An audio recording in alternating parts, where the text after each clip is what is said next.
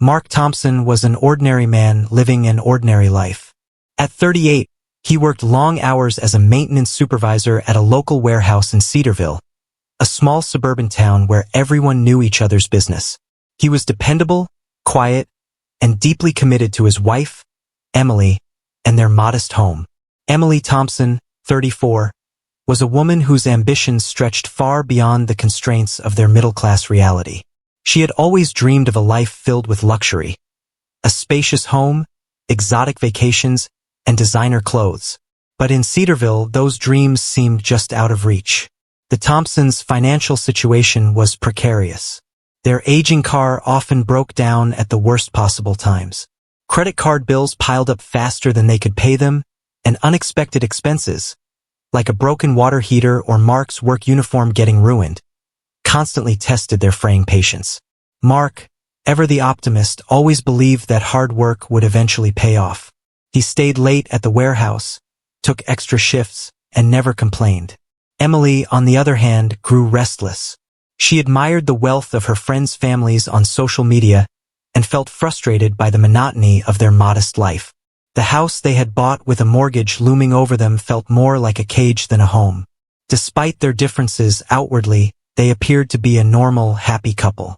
Neighbors saw them mowing the lawn together on weekends, attending community events, and laughing at barbecues. Yet behind closed doors, tension simmered. Arguments over money became more frequent, and Emily's impatience with Mark's careful, frugal nature grew sharper with each passing day. One Friday evening, as Mark came home from a long shift, exhausted but hopeful, he tried to lighten the mood. I was thinking of buying a lottery ticket this weekend," he said, smiling weakly. Emily's eyes flickered with interest, though she tried to hide it. "A lottery ticket?" she asked, trying to sound casual. "Why waste money on that?" "Think of it as a little hope," Mark replied. "Maybe we won't get rich, but it's fun to dream." Emily nodded, her mind already racing with possibilities far beyond mere fun. Little did Mark know, that small, seemingly innocent ticket would soon become the fulcrum on which their entire lives would pivot. A ticket that would ignite greed, betrayal, and ultimately murder. For now, though Cedarville slept quietly under the warm glow of streetlights, unaware that behind one modest brick house, a fortune, and a tragedy, was quietly waiting to unfold. Saturday morning dawned crisp and clear. Mark Thompson woke earlier than usual, driven by the restless energy of someone who hoped, against all odds, that fortune might finally smile upon him. He had stopped at the corner store on his way home from work the night before and bought a single lottery ticket, just one with no grand expectations. Emily was still in bed when Mark returned, the ticket tucked safely in his wallet. "I didn't tell you last night," he said casually, trying to sound nonchalant, "but I got a ticket. Nothing big. Just for fun." Emily barely looked up from her phone, scrolling through images of luxury vacations and designer shoes. "Yeah, sure," she murmured, her voice tinged with disinterest, though a flicker of curiosity passed over her face. By mid-morning, the lottery numbers were being drawn live on television. Mark sat nervously on the edge of the couch, ticket in hand, heart pounding.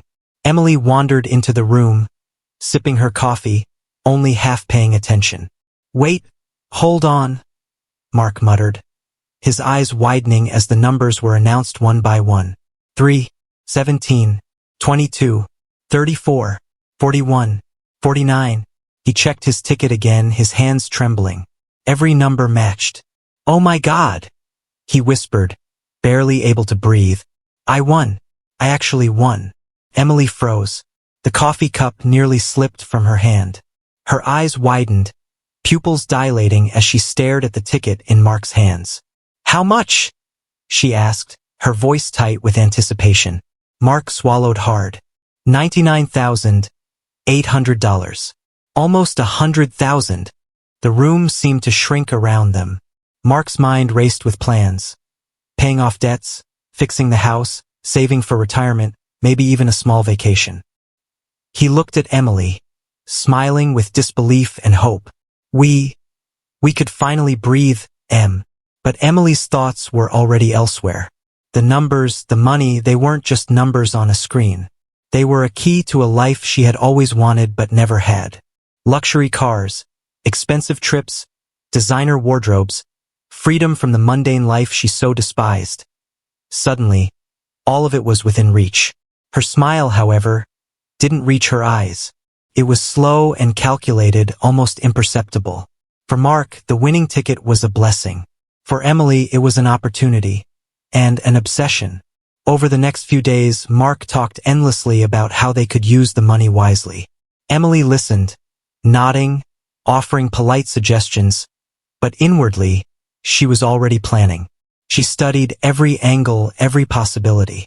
How could she get her hands on that money without giving Mark a chance to stop her?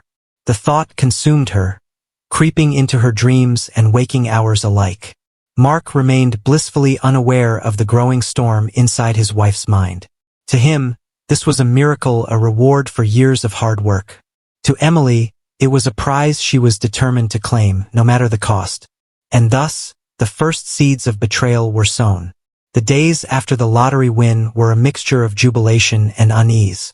Mark Thompson floated on a cloud of optimism, already making careful plans to stabilize their finances. He called creditors, set aside money to pay off overdue bills, and even booked a meeting with a financial advisor to ensure that the nearly $100,000 windfall would be managed wisely. Emily, however, wore a different mask. Outwardly, she celebrated with him, hugging and smiling as they imagined a future free from financial worries. But beneath the facade, a dangerous obsession was taking root. She spent hours alone in the house, imagining how she could seize the money for herself. Every time Mark spoke of paying off debts or saving for the future, she felt a twinge of irritation, a reminder that she would have to wait. And she hated waiting. Her behavior began to change in subtle ways. She started keeping secrets. Sudden trips to the store with no explanation, phone calls made in hushed tones, and unexplained purchases that left Mark puzzled. She researched everything about financial exploitation, poison, and undetectable methods that could allow someone to die suddenly without raising suspicion. At first, it was just morbid curiosity. But as the days passed, the line between curiosity and intent blurred. Neighbors noticed small signs, too. Emily's usual warmth seemed colder, and she laughed less at Mark's jokes. She spent more time online, staring at her phone with a look of calculation rather than amusement. Mark, ever trusting, dismissed it as stress or excitement over the money. One evening, Mark returned from work to find Emily sitting at the kitchen table, notebook open, scribbling numbers and plans. "What are you working on?" he asked casually. "Oh, just budgeting," she said quickly, shutting the notebook. "Making sure we spend the money wisely." Mark smiled, relief washing over him. He didn't see the faint smirk lingering on her lips, the shadow of something darker hidden behind her calm demeanor. As Emily's obsession with the money grew, so did her disdain for Mark's cautious approach. To her, he had no vision. He would spend the money slowly, responsibly, like a careful old man counting coins. But Emily wanted it all immediately, and she wanted it to be hers alone. By the end of the week, Emily had begun planning in earnest. She meticulously studied Mark's routines, noting every detail. When he drank his morning coffee, when he exercised, when he left the house for work. She researched the perfect time, the perfect method, and the perfect way to make it look like an accident. Each day, her obsession deepened, her thoughts increasingly consumed by the lottery winnings, and by the possibility of a life without Mark standing in her way. Mark remained blissfully unaware. He talked about dreams of stability, of a comfortable life finally within reach, never suspecting that the woman he loved was quietly plotting his demise. The first seeds of betrayal had grown into a dangerous plant, one that would soon bear the darkest of fruit. Emily Thompson's mind had become a labyrinth of calculations, schedules, and dark intentions. By the second week after the lottery win, her obsession had crystallized into a single, chilling goal: to claim the $99,800 for herself, no matter the cost. She studied Mark's habits with meticulous precision. He drank his morning coffee exactly at 7:15 a.m., checked emails at 8 o'clock, and left for work at 8:30. Every detail was logged in her mental notebook. The timing, she decided, had to be perfect. She wanted him gone, but she wanted it to appear natural, an unfortunate accident, not a murder that could trace back to her. Emily researched methods that would mimic a sudden heart attack, a scenario believable for Mark, who had occasionally complained about chest pains from long hours and stress. After days of internet searches and discreet purchases, she obtained a small, fast-acting poison, something that could be dissolved in his coffee, virtually undetectable by ordinary means. The night before the crime, Emily barely slept. She rehearsed her story, imagining every possible question the authorities might ask. Her hands trembled with excitement and fear, but she told herself it was necessary. The money was hers and nothing else mattered. Saturday morning arrived. Emily moved through the kitchen with the calm precision of someone executing a routine she had practiced 1,000 times in her head. She prepared Mark's breakfast with care, adding the tiny, lethal dose to his coffee when he wasn't looking. "Morning, Em," Mark said, entering the kitchen, smiling as he stretched. "Morning," she replied, her voice steady, warm, and deceptively casual. "Your coffee's ready." Mark took a sip, oblivious to the danger he had never imagined existed in the person he trusted most. Emily watched him carefully, heart pounding, waiting for the final moment. Within minutes, Mark began to feel unwell. He clutched his chest, stumbling toward the table. "Mark, what's wrong?" Emily cried, her voice trembling, though her panic was carefully measured. I don't know," he gasped, collapsing onto the floor. Emily screamed, calling emergency services as she cradled his head in her lap. Her performance was convincing, desperate enough to fool the first responders who arrived minutes later. But inside, she felt a twisted sense of triumph. The plan had worked flawlessly. At the hospital, Mark was pronounced dead. Initially, doctors suspected a sudden heart attack, a plausible scenario given his age and mild pre-existing conditions. Emily's tears, her grief-stricken wails, and her calm explanation of the morning routine painted her as a devastated widow, leaving no immediate suspicion. As neighbors offered condolences and friends comforted her, Emily quietly began thinking of the next steps. The lottery winnings, the money that would now flow directly into her hands. For Emily, Mark's death was a means to an end. And for Mark, the man who had trusted her implicitly, it was the ultimate betrayal. A life snatched away in a single calculated act. The perfect crime had been committed. Mark Thompson was gone, and the small suburban town of Cedarville mourned a man who had been kind, hardworking, and unassuming. Emily Thompson, however, had a very different agenda. With Mark dead, the nearly $100,000 lottery winnings were now hers to claim. The process was simple on paper. Emily contacted the lottery office, submitted the winning ticket, and arranged to receive the funds. To outsiders, it seemed like a responsible widow claiming what was rightfully her husband's. Behind closed doors, she felt a rush of triumph. Every dollar now belonged to her alone. Emily's first purchases were modest. A new wardrobe, a few home appliances, but they quickly escalated. She booked a weekend getaway at a luxury resort and splurged on jewelry she had long admired. Friends and family expressed surprise at her sudden financial freedom. "Wow, Emily, that's a lot of money," said her sister, brushing a strand of hair from her face. "I hope you're not going overboard." Emily laughed lightly, carefully masking the thrill of her secret. "It's just a little reward for all these years of hard work and stress," she said. Inside, she felt untouchable, clever for having planned every step so perfectly. But with wealth comes attention. Neighbors noticed her sudden extravagance, the new car in the driveway, the designer clothes she now wore to casual gatherings. While some envied her lifestyle, others began whispering, suspicious of how quickly she had transformed from modest homemaker to woman of affluence. Emily's careful demeanor began to slip as her confidence grew. She no longer measured every word or action. She posted photos of her purchases on social media, bragging subtly, almost daring the world to question her. Small mistakes, bank records, surveillance cameras at the lottery office, and the timing of her purchases began to pile up, threads that, if pulled, could unravel her entire carefully constructed facade. Meanwhile, the memory of Mark lingered. Friends and family noticed her lack of visible grief and her odd preoccupation with finances. Questions surfaced, quiet at first, then more pointed. "She seems different," whispered a neighbor. "Like she's not just mourning. Like something else is going on." Emily ignored the murmurs, focusing instead on what she saw as her new life. Freedom, luxury, and power. But the cracks were beginning to show. Each careless move, each unnecessary display of wealth, was a small spark in a tinderbox. Investigators, had they been paying attention, might have noticed the inconsistencies in her story, the uncharacteristic excitement over Mark's death, and the sudden possession of a fortune. For Emily, though, the thrill of victory blinded her to the risks.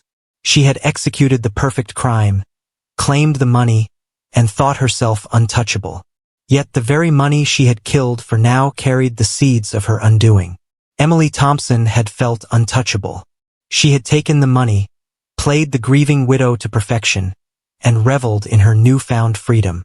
But her carefully constructed facade began to crumble when small inconsistencies drew the attention of those around her, and, eventually, the authorities. It started with a local detective, Detective Sarah Miller, who had a keen eye for unusual cases. Mark's death, initially attributed to a sudden heart attack, had been reported as routine. But something about Emily's behavior didn't sit right with her. While most widows were devastated, Emily seemed almost too composed, too calculating in her grief. Detective Miller began digging deeper. She reviewed Mark's medical history and the circumstances of his death. Nothing in his records suggested severe heart problems, and while stress could contribute to a cardiac event, the suddenness of his collapse raised subtle red flags. Toxicology tests were ordered. When the results came back, they revealed the presence of an unusual substance in Mark's system, a poison that mimicked a heart attack. The lab confirmed that it was not naturally occurring, and the likelihood of accidental ingestion was virtually zero.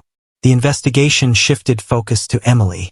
Detectives discovered records of her recent purchases, including the obscure substance used to poison Mark. They also found her online searches, undetectable poisons, how to make a death look like a heart attack, and other queries that painted a chilling picture. Emily was called in for questioning. At first, she maintained her composure, answering politely, feigning ignorance and grief. But under persistent questioning, cracks began to appear. Inconsistencies in her timeline, her lack of genuine sorrow, and small lies she had told to cover her movements slowly unraveled her story. Neighbors and friends were interviewed, and their accounts contradicted her narrative. Some had seen her making unusual trips or acting secretively in the days leading up to Mark's death. Others recalled her excitement over the lottery winnings, almost overshadowing her grief. The case against Emily grew stronger with each passing day. By the time detectives gathered enough evidence, it was clear. This was not a case of a grieving widow suddenly coming into money. It was a meticulously planned murder driven by greed. Emily Thompson was arrested, and the shockwaves through Cedarville were immense. Neighbors who had once admired her now whispered about betrayal and greed. Friends and family were left grappling with disbelief. How could someone so close commit such a cold, calculated crime? For Emily, the illusion of freedom was over. She had acted with precision and cunning, but the law, fueled by careful investigation and unyielding attention to detail, had caught up with her. The lottery winnings that had once seemed like the key to a perfect life were now evidence, a symbol of the fatal obsession that had destroyed her marriage and her freedom. The trial of Emily Thompson quickly became the most talked about case in Cedarville's history. Newspapers ran headlines like, "Lottery Murder. Wife on trial for poisoning husband over $99,800 win." Courtrooms were packed with curious townsfolk, reporters, and family members who wanted to see how justice would play out.